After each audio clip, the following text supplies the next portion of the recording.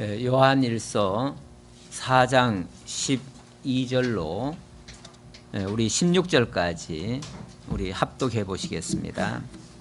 어느 때나 하나님을 본 사람이 없으되 만일 우리가 서로 사랑하면 하나님이 우리 안에 거하시고 그의 사랑이 우리 안에 온전히 이루어지느니라. 그의 성령을 우리에게 주심으로 우리가 그 안에 거하고 그가 우리 안에 거하시는 줄을 아느니라. 아버지가 아들을 세상의 구주로 보내신 것을 우리가 보았고 또 증언하노니 누구든지 예수를 하나님의 아들이라 시인하면 하나님이 그의 안에 거하시고 그도 하나님 안에 거하느니라. 하나님이 우리를 사랑하시는 사랑을 우리가 알고 믿었노니 하나님은 사랑이시라. 사랑 안에 거하는 자는 하나님 안에 거하고 하나님도 그의 안에 거하시느니라. 아멘. 요한일서의 전체 내용이 그리스도에 대한 확증입니다. 이를 위해서 1, 2장에서는 말씀이 육신되어 오신 그리스도에 대해서 증거하였고요. 그리고 2, 3장은 그 그리스도를 대적하거나 회방하기 위한 적그리스도의 출현을 소개를 했습니다. 적그리스도는 참 그리스도를 배척을 하려고 하지요. 그래서 그들이 어떤 잘못, 어떤 불법을 저지르고 있는가를 또 증거해서 우리로 하여금 경계하도록 하였습니다. 그리고 이제 4장에 와서는 그리스도께서 완성하신 새 계명에 대해서 증거하고 있습니다. 그리스도의 새 계명이라고 하면 한마디로 말하면 사랑이죠. 사랑인데 지난 주간에 그 사랑의 근본이 하나님이심을 증거하였습니다. 오늘도 본문에 16절에 보니까 하나님은 사랑이시라 이런 말씀을 하셨는데 지난주에도 하나님은 사랑이라는 말씀을 하셨죠. 하나님은 근본 사랑 덩어리였어요. 그래서 그 사랑을, 자기에게 있는 그 사랑을 주시기 위한 사랑의 대상으로 우리를 택하셨고 우리를 또 지으셨고 그래서 우리에게 사랑을 하시기 위해서 이 땅에 보내주셨고 또 우리가 죄악에 들었을 때에 우리를 구속하기 위해 그리스도를 보내셔서 자기의 사랑을 확증하셨다. 그렇게 말합니다. 확증하셨다. 자, 그래 놓고 이제 그 사랑을 깨닫는 자로 하여금 하나님을 사랑하고 하나님께로부터 난 형제들을 사랑하도록 그렇게 권면하고 있습니다. 4장의 내용은 하나님의 사랑에 대한 증거라면 이제 5장은 세상을 이길 믿음과 그리고 후반부에 가서는 영생의 소망에 대해서 증거하고 있습니다. 제가 지금 사랑과 믿음과 소망 이 세 가지를 말씀을 드렸어요. 이 4장부터 5장까지의 내용이 사랑, 믿음, 소망을 이야기하고 있다 그 말이에요. 우리 사도 바울의 그 복음의 핵심에도 그 사랑장에서 이야기할 때 믿음과 사랑과 소망 이 세 가지는 항상 있을 것인데 그 중에 제일은 사랑이다. 나머지는 이 땅에서 다 사라질 것이지만 사랑은 영원히 남는 것이다. 그렇게 이야기를 했습니다. 오늘 요한 사도도 이렇게 사랑과 믿음과 그 순서는 좀 바뀌었지만은 이 사랑과 믿음과 소망 이 세 가지를 4장과 5장에 걸쳐서 증거를 하고 있습니다. 이거는 뭐 사실은 따로 떼어놓은 건 아니고요. 사랑이 있다는 것은 믿음이 있다는 것이고 믿음이 있다는 것은 또 소망이 있다는 거예요. 그래서 믿음과 소망과 사랑은 짝을 이뤄서 한 세트로 움직이는 것이지 이게 별도로 따로 작용하지는 않습니다. 예를 들어서 나는 믿음은 있는데 사랑은 없다. 또 사랑은 있는데 믿음이 없다. 또 믿음은 있는데 소망이 없다. 이 뭐가 앞뒤가 안 맞는 거죠. 그래서 뭐는 있고 뭐는 없다가 아니라 이 세 가지가 서로 연결되어 있다. 그래서 우리가 진짜 하나님을 사랑한다면, 진짜 하나님의 사랑을 깨달았다면 올바른 믿음을 가질 수 있고 또 영생의 소망을 가질 수 있다. 이런 내용입니다. 그래서 이것은 한 세트로 이해를 해 주셔야 된다라고 말씀을 드리면서, 아직은 4장이니까요. 4장은 주로 하나님의 사랑에 대해서 많이 증거를 하고 있습니다. 예, 그러면서 오늘 12절로부터 16절의 말씀은 우리가 서로 사랑한다면 하나님의 사랑이 우리 안에 있고 우리가 그 하나님 안에 있다고 하는 확실한 증거가 된다. 이런 식으로 설명하는 말씀이 되겠습니다. 어느 때나 하나님을 본 사람이 없으되 만일 우리가 서로 사랑하면 하나님이 우리 안에 거하시고 그의 사랑이 우리 안에 온전히 이루어지느니라. 그래요. 어느 때나 우리가 하나님을 본 사람은 없습니다. 그렇죠? 지금 하나님을 직접 눈으로 봐가지고 내가 하나님 믿겠다 하면 그런 사람은 죽었다 깨어나도 하나님 못 믿습니다. 왜냐하면 지금 하나님이 영이신 하나님께서 육적인 모습으로 우리에게 보여지지는 않아요. 하지만 그 하나님이 육신을 입고 우리 가운데 오셨어요. 실제로 오셨어요. 그래서 요한일서 처음에 들어가자마자 시작한 말이 그 말 아닙니까? 말씀이 육신이 되어 우리 가운데 임하셨다라고. 그래서 그는 우리와 똑같은 혈과 이런 육을 가지고 있지만 그러나 그는 근본 하나님이셨다고. 그래서 그 그리스도를 발견한 자는, 깨달은 자는 바로 하나님을 만난 것이라고. 그래서 하나님을 따로 만나는 것이 아니라 그리스도를 통해서 온전히 하나님을 만나게 된다라고 그렇게 설명하고 시작을 합니다. 그래서 예수가 이 땅에 육신을 입고 오셨고 하나님의 약속대로 오셨고 하나님의 말씀 그대로 이루셨다는 것을 우리가 확실히 믿는다면, 그렇다면 우리는 하나님을 본 것과 같은 것이고요. 그 하나님의 사랑을 깨달은 자가 되고요. 그 사랑을 깨달은 자는 하나님이 사랑하는 성도들을 사랑하고, 그래서 우리가 그 하나님 안에 있다고 하는 확증을 받게 되어진다. 그런 뜻으로 하는 말입니다. 그러면서 13절, 그의 성령을 우리에게 주심으로 우리가 그 안에 거하고 그가 우리 안에 거하신 줄을 아느니라. 우리가 하나님을 알고 예수가 그리스도이심을 믿게 되는 이 유일한 증거라면 바로 성령의 역사입니다. 성령이 우리를 거듭나게 하지 아니하면 천하 없어도 우리는 하나님을 깨달을 수가 없습니다. 그래서 세상적으로 똑똑하고 많이 배우고 훌륭한 사람들이 하나님을 못 믿는 이유가 뭔지 아십니까?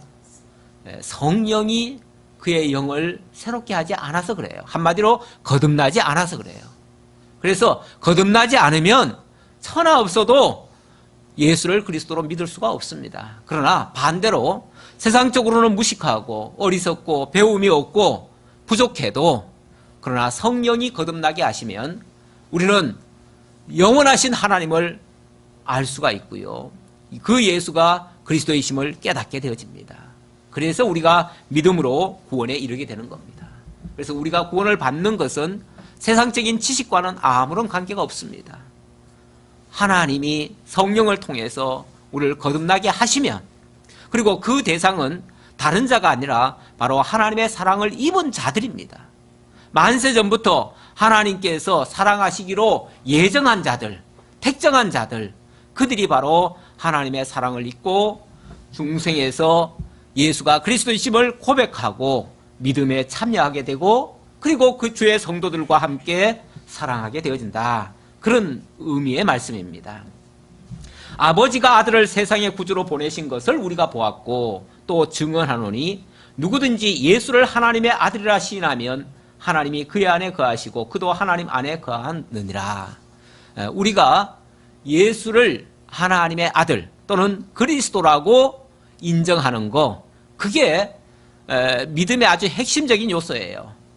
사실 그거 빼놓고 나면 뭘로 우리가 하나님 믿는다고 하겠어요. 우리가 하나님의 일이라고 얘기를 하지만 하나님의 일이 뭐 딴 게 아닙니다. 하나님과 그의 보내신 자 예수를 그리스도로 믿는 것, 그게 하나님의 일이에요. 우리 뭐 다른 일은 이 땅에서 필요한 일들이고요. 진짜 영원히 남는 일은 예수 믿는 일밖에 없습니다. 그 일을 우리가 열심히 하기 위해서 주변적인 일로, 그걸 돕는 일로 이 땅에서 여러 가지 일들을 하는 거예요. 우리가 교회 일 하는 것도 근본적으로 진실한 그 믿음을 갖기 위해서, 그 믿음에 동참하기 위해서 부수적으로 하는 일들이에요. 그런데 우리가 때로는 그 부수적인 일을 위해서 본질적인 믿음을 우리가 저버리는 경우도 가끔씩 있어요. 주객이 전도된 거지요. 앞뒤가 바뀐 거지요. 그렇게 되어지면 올바른 신앙을 가질 수가 없습니다. 진실한 신앙은 하나님이 어떤 분이신지, 그분이 살아계심을 확인하고 그분이 보내신 자 예수가 그리스도이심을 진실이 받아들이고 시인하는 것입니다. 그 다음 16절입니다. 하나님이 우리를 사랑하시는 사랑을 우리가 알고 믿었노니 하나님은 사랑이시라. 내가 알았다는 게 아니라 성령께서 깨달아 알게 하심으로 믿어졌다, 그런 얘기예요. 그래서 비로소 우리가 믿는다라는 고백을 하는데, 우리가 그 하나님을 어떻게 만나게 됐습니까? 하나님이 사랑으로 우리에게 다가오지 않았으면 우리는 그분을 만날 수 없습니다. 그분이 사랑의 손길을 내밀어 주셨기 때문에, 그 죽음에서, 사망에서 건져 주셨기 때문에, 그리고 우리를 깨끗이 씻어 주셨기 때문에 비로소 우리가 깨닫고 그분을 믿게 됐다. 그래서 알고 믿었다는 말은 깨닫고 믿었다, 그런 얘기예요. 깨달아져서 믿어졌다, 믿게 되었다, 그런 얘기예요. 그러면서 그분이 우리에게 알려준 것은 바로 당신의 사랑을 알려주셨다. 그래서 사랑 안에 거하는 자는 하나님 안에 거하고 하나님도 그의 안에 거하시느니라. 그래서 하나님 안에, 사랑 안에 있다고 하는 것은 곧 하나님 안에 있다는 것과 같은 얘기다, 그 말이에요. 그런데 우리가 그 사랑을 알지 못하거나 그 사랑을 주의 형제들에게 함께 나누지 아니한다면 내가 하나님 안에 있다고 하는 증거를 뭘로 하겠느냐, 그런 얘기죠. 그래서 이거는 우리가 하나님 안에 있다고 하는 이 확실한 사실을 더 확증하기 위해서 우리 서로 사랑하자고 하는 그런 권면의 말씀이 되겠습니다. 자, 그러면서 17절의 말씀입니다. 17절로 18절 우리 다 같이 또 한번 합독을 해보지요. 이로써 사랑이 우리에게 온전히 이루어진 것은 우리로 심판날에 담대함을 가지게 하려 함이니, 주께서 그러하신과 같이 우리도 이 세상에서 그러하니라. 사랑 안에 두려움이 없고 온전한 사람이 두려움을 내쫓나니 두려우면은 형벌이 있음이라. 두려워하는 자는 사랑 안에서 온전히 이루어지 못하였느니라. 이 진실로 우리가 사랑 안에 거한다면 심판날에도 담대함을 가지게 된다. 그리고 사랑 안에는 두려움이 없다. 그래요. 우리가 길거리 가다가도 깜짝깜짝 놀라는 거는요, 속에 깨끗하면 그런 사람은 없습니다. 그런데 뭔가 차선을 잘못 지켰다든지, 그래서 경찰만 봐도 갑자기 가슴이 덜컥 내려앉는 거는 뭘 잘못했기 때문에 그런 거예요. 그런데 우리가 정말로 사랑해서 질서를 잘 지키고 준수하고 그러면요, 세상에 겁날 게 하나도 없어요. 경찰을 보면 너무 반가워요. 왜냐하면 우리들의 지팡이니까. 그렇잖아요. 경찰은 민중의 지팡이라고 그러잖아요. 우리를 돕기 위해 존재하는 자들이에요. 그래서 경찰을 보면 반가워해야지요. 그런데 경찰을 보면 두려워하는 이유는 내가 뭔가를 잘못했기 때문에 그런 거예요. 설령 잘못을 안 했더라도 평소에 양심이 찔리는 일들이 있었기 때문에 경찰이 두려운 거예요. 혹시라도 날 잡으면 어떡하나, 이런 생각하는 거. 그래서 우리가 진실로 하나님 안에 거하고 또 사랑 안에 거한다면 세상에 두려운 것이 아무것도 없습니다. 저는 어제 청년부 모임이 있어가지고 청년들과 함께 공부를 하고, 그리고 이제 바울이라고 하는 영화를 봤습니다.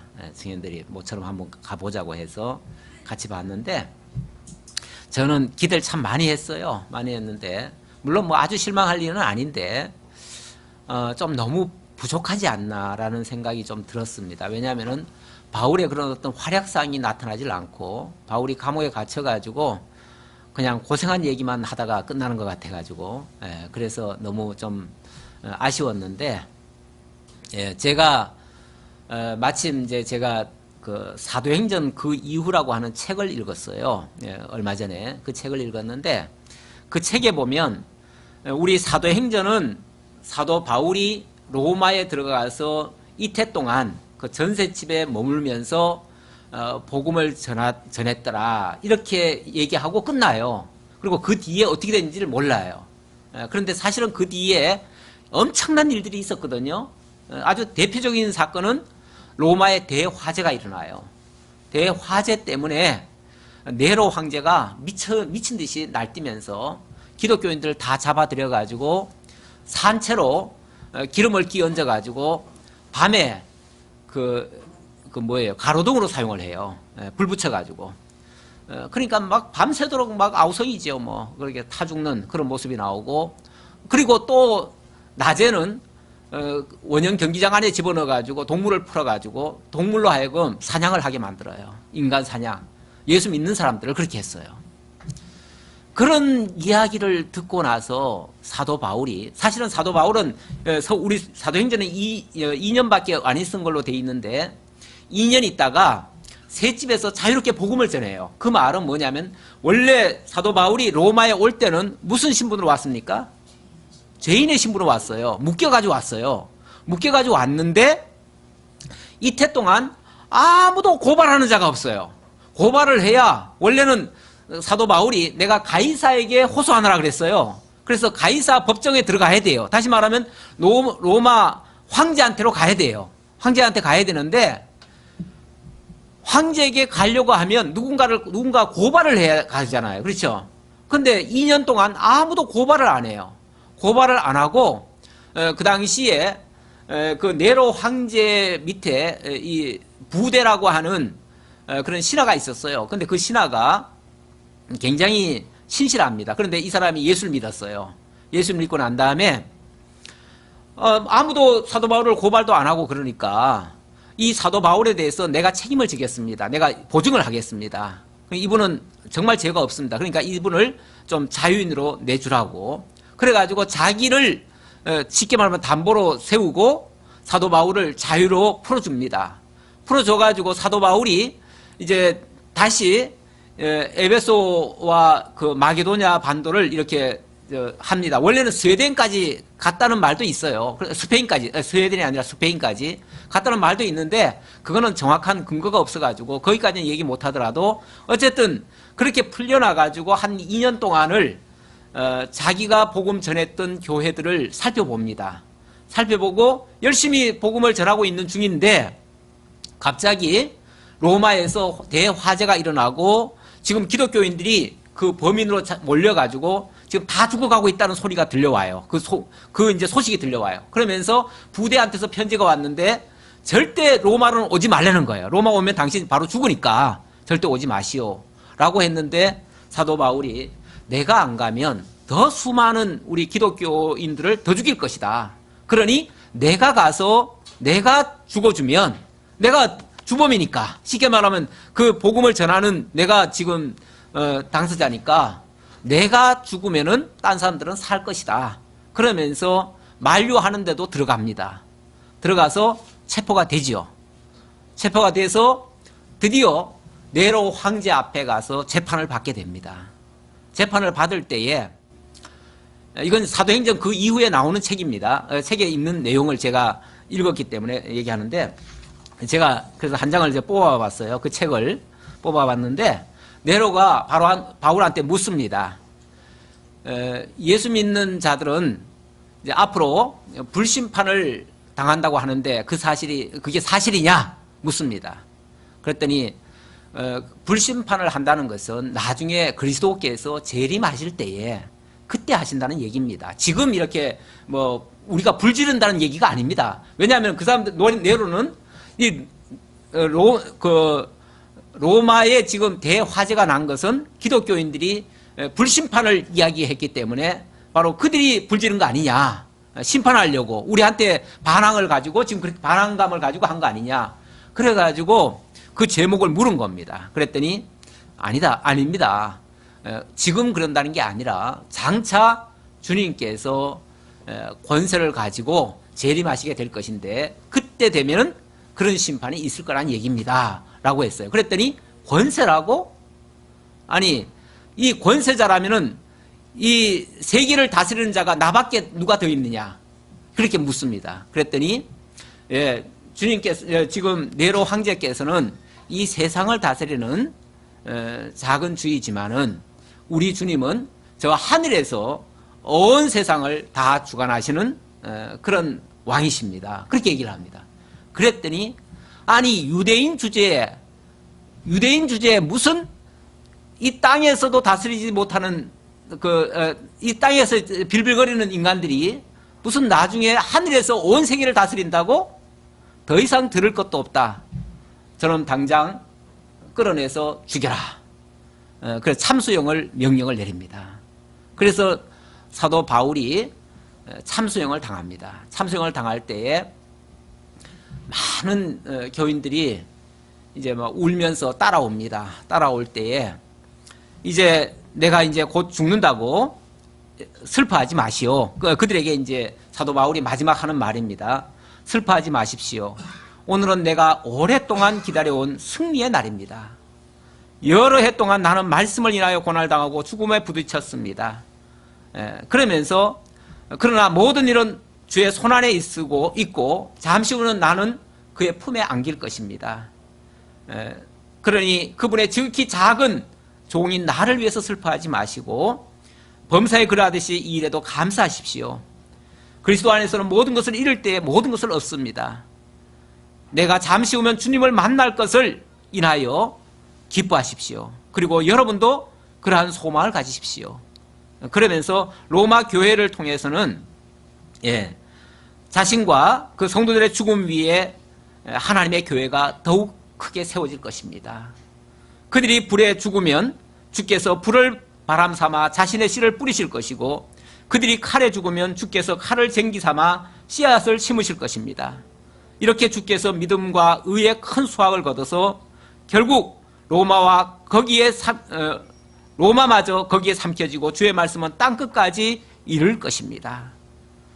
그러면서 정말 그 스데반 집사의 마지막 그 말처럼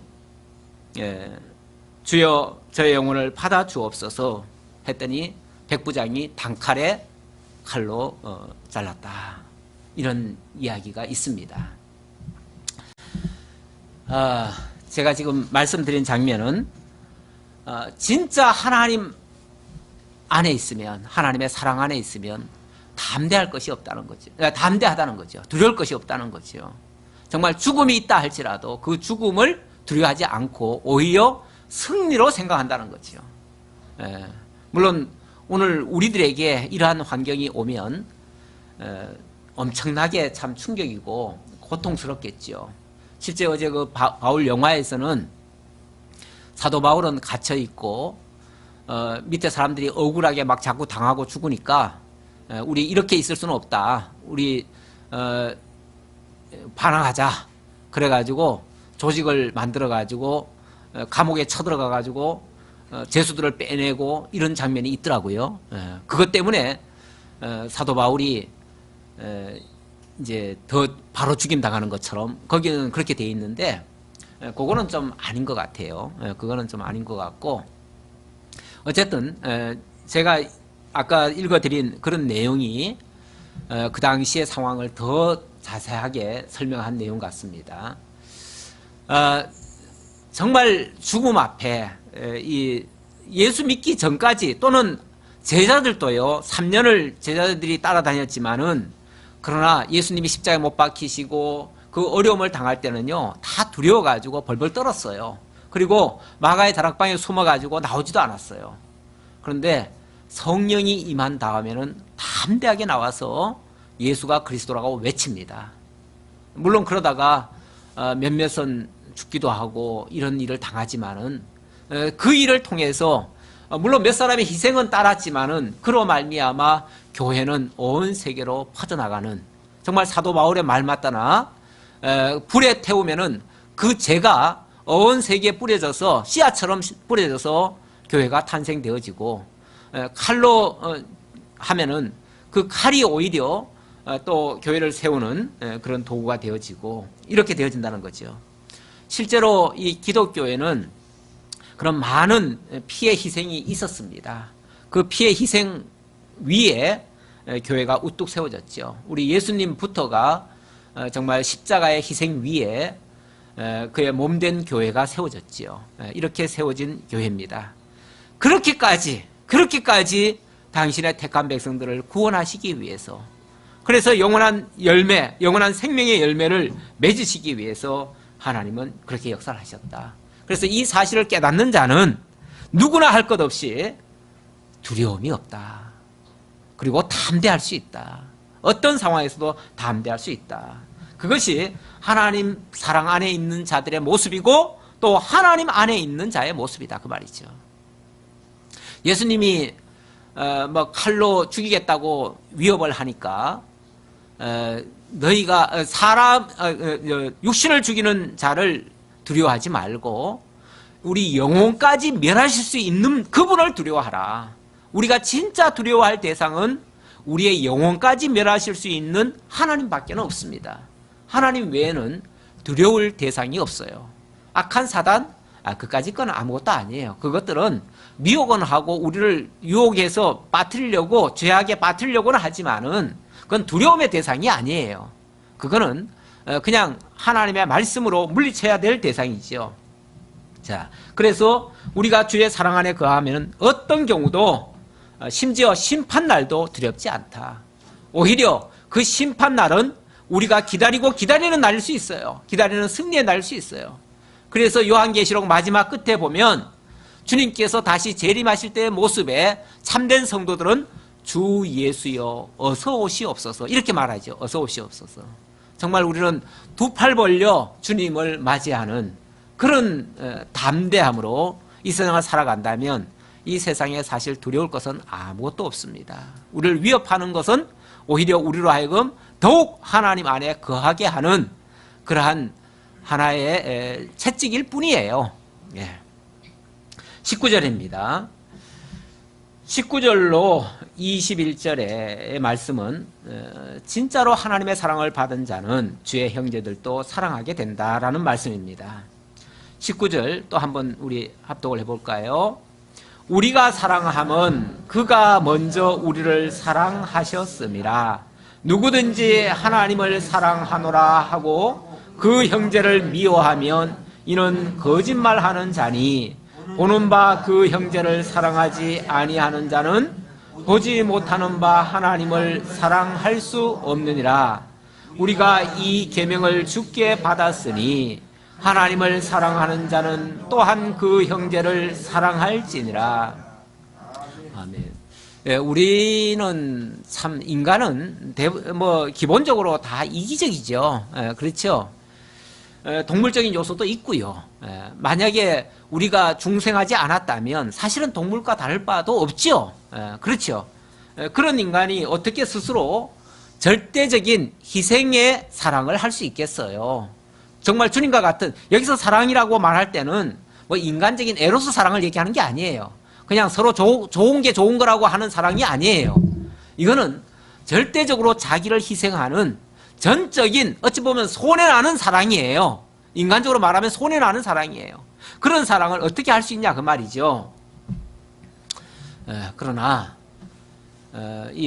우리가 파이프에 물을 공급하면 터지지 않은 이상 끝으로 나올 수밖에 없어요. 그렇죠? 그런 것처럼 우리가 하나님의 사랑과 연결되어 있다면, 그래서 우리가 하나님 사랑 안에 지금 거하고 있다면 우리에게서도 하나님의 사랑이 나올 수밖에 없다는 겁니다. 그래서 혹시라도 내게서 주의 형제들이 너무나 소중히 느껴지고 기쁨으로 그들을 접대하고 그렇다면 내가 하나님께로부터 사랑을 받고 있음을 증거하는 내용이 되겠습니다. 그런데 만약에 그렇지 못하고 심지어 때로는 교회도 싫고 교회 가기조차도 싫고 성도들도 믿고 이런 모습이 자꾸만 나온다면 누구를 탓하기 전에, 누가 뭐 어떻고 저떻고 얘기하기 전에 먼저 자신을 돌아봐야 된다. 내가 과연 지금 하나님의 사랑을 깨닫고 있는가? 내가 지금 하나님을 제대로 지금 이해하고 있는가? 그래서 몇 가지 자신을 돌아보기 위해서 한 몇 가지를 제가 한번 좀 살펴봤는데요. 첫째, 내가 만약에 그렇지 못하다면 내가 첫째, 마귀에게 속고 있을 가능성이 많다. 내가 마귀에게 속고 있을 가능성이 많다. 마귀는 끊임없이 우리를 속입니다. 자꾸 거짓된 진리를 가지고 우리로 하여금 하나님을 따르지 못하도록, 하나님의 사랑 안에 거하지 못하도록 우리를 속이고 있습니다. 그래서 예수께서는 우리에게 주기도문을 가르쳐 주시면서 이렇게 기도하라고 했지요. 시험에 들지 말고 다만 악에서 구하옵소서 하라. 그렇게 하라. 날마다 하나님 앞에 시험에 들지 않도록 기도하라는 거죠. 시험에 들지 않도록 하라는 거는 마귀에게 속지 말라 그 얘기예요. 마귀에게 속지 말아라. 마귀가 거짓 것으로 우리를 자꾸 속이려 하는데 거기 속지 말아라. 그리고 만약에 마귀에 속았다면 다만 악에서 구하옵소서. 그 말은 이미 마귀에게 속아가지고 악 속에 들어가 버렸어요.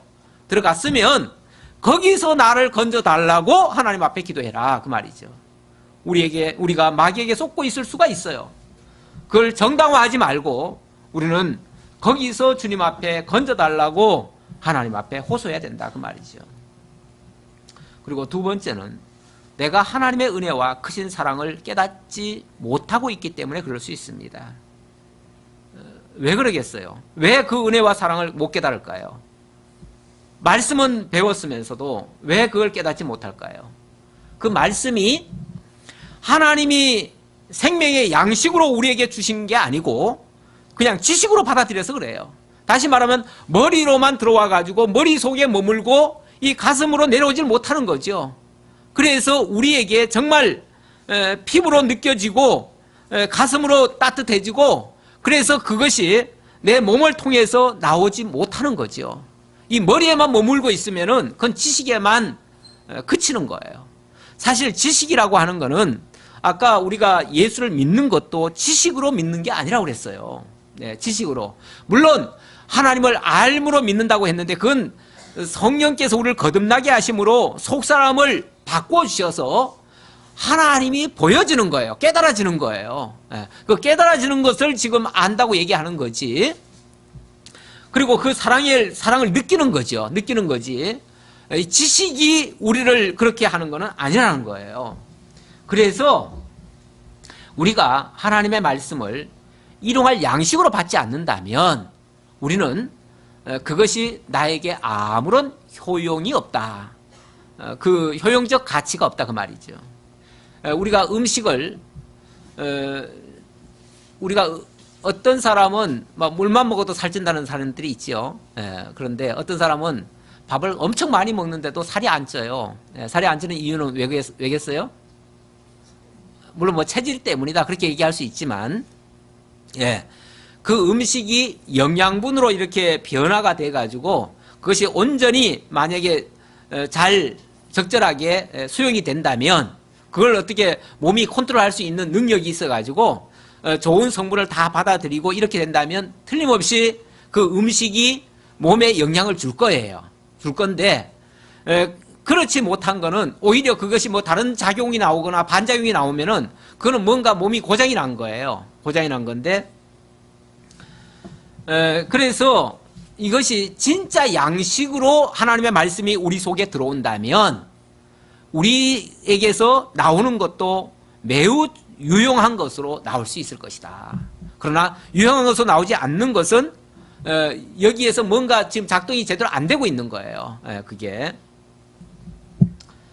그리고 세 번째는 내가 사실은 먼저 하나님께로부터 사랑을 받은 자들 아닙니까? 우리 스스로가 다 받았는데 받았으면서 내가 사랑받은 것을 잊어버렸을 수 있어요. 잊어버렸을 수. 그 대표적인 그 사례가 예수님께서 왜 비유할 때 그 탕자 비유 하시죠? 탕자 비유. 아니 탕자 비유가 아니라 그 1만 달란트 탕감 받는 비유. 1만 달란트 탕감 받는 비유를 하시는데 그 1만 달란트를 탕감받은 사람은 정말 하나님께로부터 엄청난 은혜를 입은 사람이에요. 입은 사람인데 그 사람이 100데나리온 자기한테 빚진 사람의 그 죄를 그 빚을 당장 내놓으라고 멱살을 잡지요. 그랬을 때 그렇게 한 것은 자기가 1만 달란트 받은 그 탕감 받은 사실을 잊어버렸기 때문에 그런 행동이 나오는 거예요. 그걸 만약에 깨닫고 있다면 100데나리온은 뭐 수천만 분의 1이에요. 그러니까 내가 하나님께 은혜 받은 거에 비해서는 저 사람이 나한테 잘못한 거는 1000만 분의 1도밖에 안 돼요. 그런데 내가 그 1000만 분의 1도 용서를 못한다는 것은 내가 이 엄청난 은혜를 입은 것을 잊어버리고 있다는 얘기죠. 잊어버리면 그럴 수 있어요. 왜 잊어버리겠어요? 우리가 항상 하나님과 가까이 하지 아니하고 하나님 안에 거하지 아니하면 우리는 잊어버립니다. 이 세상 가운데 너무 바쁘고 다른 것에다가 목표를 두고 다른 데다가 초점을 맞추면 우리는 하나님을 잊어버릴 수 있어요. 하나님의 사랑을 잊어버릴 수 있어요. 그러면은 감사한 거는 자꾸만 사라지고 불편한 것들만 자꾸 드러나요. 우리 사도 바울은 우리를 향해서 항상 기뻐하라, 쉬지 말고 기도하라, 범사에 감사하라, 이것이 너희를 향하신 하나님의 뜻이니라. 하나님이 우리를 향해서 그걸 바라신대요. 항상 감사하길 바라신대요. 항상 기뻐하고 항상 기도하고 항상 감사하기를 바라신대요. 그러니까 항상 감사가 나오려면 항상 은혜가 깨달아져야 되는데, 항상 은혜가 깨달아지려면 항상 기도해야 되고 항상 기뻐하는 삶 속에서 그런 것들이 이어져 가요. 그런데 우리가 현실에 부딪혀 보면 맨날 불편한 일들이 나오고 거스린 것들이 보이고 안 좋은 일들만 자꾸 당하고 그러다 보면 감사와 기쁨이 없는 거예요. 없는데 이 기도라고 하는 거는 희한하게도 이 기도라고 하는 거는 어떻게 보면 말씀을 묵상하기도 하고요. 또 정말 하나님의 뜻이 무엇인가를 찾는 거잖아요. 찾는 건데 어떤 안 좋은 일을 만났더라도 원래 하나님이 우리에게요 항상 형통한 날과 공고한 날을 병행해서 주신다고 했어요. 병행해서 주시는데 그 형통한 날은 기뻐하고 감사할 것이고요. 또 이 공고한 날은 기도하라고 했어요. 그러면은 안 좋은 현실, 좋은 현실이 있잖아요. 좋을 때는 감사하면 돼요. 되는데 이 안 좋을 때는요 기도하라는 거죠. 기도하라는 사인이에요. 기도하라는 사인인데 기도를 하게 되어지면 놀랍게도 그 안 좋게 보이던 것이 이게 좋은 것으로 바뀌어져요. 왜냐하면 그걸 통해서 하나님이 정말 좋게 하신다는 것을 깨닫게 되니까요. 그게 그러니까 나쁜 게 아니에요. 지금은 그게 아주 나쁜 것 같아요. 오늘 이 사건을 만난 거는 굉장히 오늘 재수가 없는 것 같아요. 그렇지만 조금 지나고 보면요 그게 엄청난 복이었어요. 복이었어. 어떤 사람은 뭐 재수가 없으면은 뒤로 나자빠져도 코가 깨진다 그러는데 뒤로 나자빠져 가지고 코가 깨지면 얼마나 행운합니까? 조금만 생각해 보세요. 무슨 말인가? 뒤로 나자빠져 가지고 뇌진탕 걸리면 죽어요. 그런데 다행히 코가 깨졌으니까 별거 아니잖아요. 그러니까 뒤로 나자빠졌는데도 코가 깨졌다는 거는요 굉장히 행운이에요. 그러니까 코 깨진 거는 재수 없다고 생각할 수 있지만 하나님이 나를 엄청나게 지금 보호하고 계신 거예요. 코만 부러뜨려서 줬으니까 그건 고치면 돼요. 금방 상관없어요. 그거는. 그러니까 우리가 이게 기도를 하게 되면 우리가 안 좋은 상황이 좋은 상황으로 바뀌어요. 불편한 모습이 좋은 모습, 기쁜 모습으로 바뀌어져요. 그래서 기도를 하라는 거죠. 기도는 뭘 얻으라고 하는 게 아니에요. 내가 뭘, 내 주문해가지고 주문하면 뭐 뚝딱 뭐 배달 오듯이 그렇게 하라는 게 아니에요. 기도는 내 어떤 현실을 가지고 정말 이게 무슨 뜻입니까? 이게 하나님의 뜻은 무엇입니까? 하나님의 뜻을 찾는 거예요. 그러면 하나님께서 그 문제를 가지고 새롭게 해석을 해줘요. 그러면은 그 모든 문제가 다 풀려버려요. 그러면 불편했던 것이 기쁨으로 바뀌어지고 감사로 내가 나타내게 되어져요. 기쁨은 내가 느끼는 것이고 감사는 나타내는 거 아니겠어요? 그렇게 완전히 상황이 바뀌어져요. 이렇게 하나님께서 우리를 놀랍게 역사해 가실 거예요. 그런 자들은 늘 감사와 기쁨이 넘치고 그것이 형제들에게도 영향을 미치고 그것이 우리가 하나님 안에 같이 거하고 있다고 하는 확실한 증거다. 그래서 하나님은 우리를 변함없이 사랑하고 계신다라는 말씀을 오늘도 들려주었습니다. 기도하겠습니다. 아버지 하나님 감사합니다. 우리는 심히 미약하고 부족하고 어리석고 때때로 하나님 앞에 내세울 것이 아무것도 없습니다. 그래서 사랑받을 거리도 없습니다. 하지만 하나님께서는 만세전 그리스도 안에서부터 우리를 사랑으로 택정해 주셨고 때가 되면 불러주셨고 또 그리스도를 대속의 제물로 죽여주시기까지 우리를 사랑해 주셨습니다. 이제 그 사랑을 깨달은 자들이 1만 달란트 탕감받은 우리들입니다. 이제 형제들이 우리들에게 잘못하는 것이 있더라도 정말 하나님이 베풀어 주신 그 은혜를 기억하면서 형제를 사랑하고 그래서 우리 모두가 다 주 안에서 함께 거하고 있는 하나님의 신실한 자녀들, 하나님의 신실한 성도들이 다 되었음을 늘 하나님 앞에 감사하고 고백하고 찬양하는 그러한 아름다운 삶들이 이어질 수 있도록 역사해 주옵소서. 모든 것 감사드리옵고 예수님 이름으로 기도하옵나이다. 아멘.